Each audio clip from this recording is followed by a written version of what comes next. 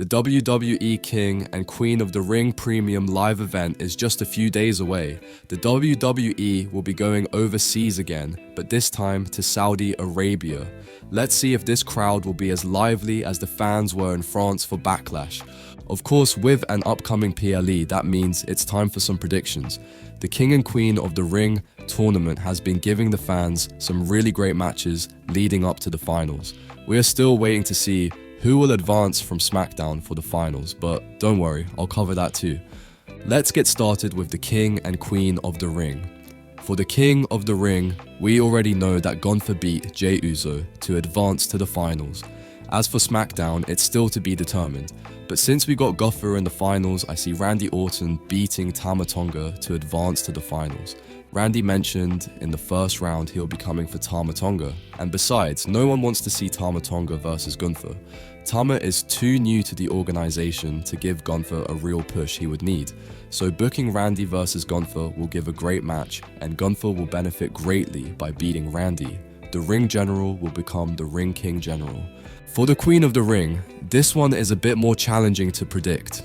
We know currently one of my personal favorite newcomers to the main roster, Lyra Valkyria, has advanced to the finals, but on SmackDown they still have Bianca Belair versus Nia Jax to determine who will be in the finals on Saturday. It makes the most sense to have Nia advance to the finals. Let me explain. I'm a huge fan of Bianca Belair, but the main point of the King and Queen of the Ring is to help push and establish a superstar's career, and Bianca has already done it all in the women's division. There is no need to push her right now, especially since she is one half of the women's tag champion with Jade Cargill, which that alone is gaining attention from the fans. In the finals, I see Nia beating Lyra. Lyra has already proved herself since she just came to the main roster from NXT and made it to the finals of the Queen of the Ring. Also, Lyra seems to be forming some sort of alliance with Becky Lynch, the current Women's World Champion. However, having Nia Jax win and push a feud with Bayley can be good for business. This can give Nia the opportunity to take the title off of Bayley in the future. My prediction, Nia Jax wins. So, next we have the man, Becky Lynch, defending her Women's World Championship against Liv Morgan.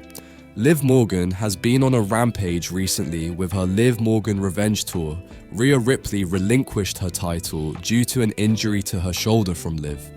The title stayed vacant for about a week and was awarded to Becky Lynch after she won a Women's Battle Royal for the title.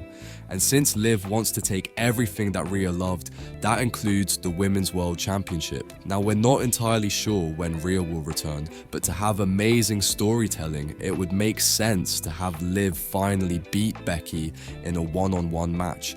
If Liv would have won the Women's Battle Royal, it wouldn't have been as impactful to the story.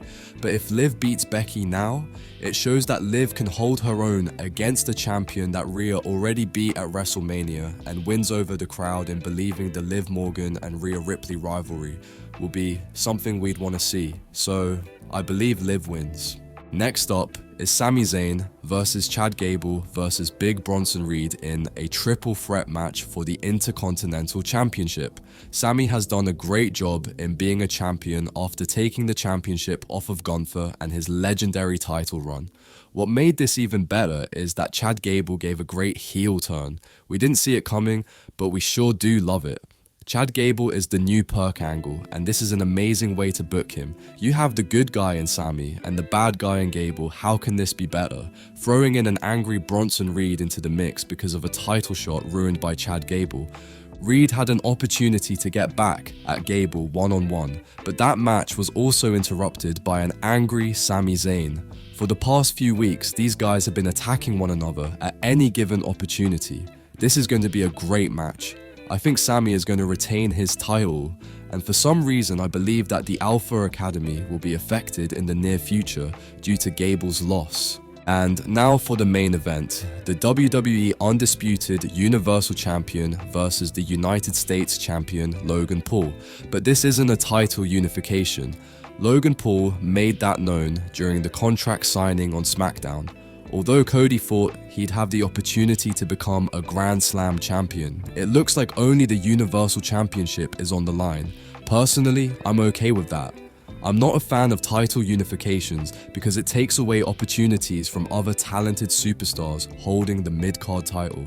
Now that this is the stipulation to the match, I know for a fact that Cody Rhodes is taking the win and retaining his title. Logan will have to lose that United States title another night, possibly to LA Knight. I'll make a video on that later. What are your predictions for the King and Queen of the Ring Premium live event on Saturday, May 25th? Like this video and leave your comments below. Looking forward to seeing what you all think.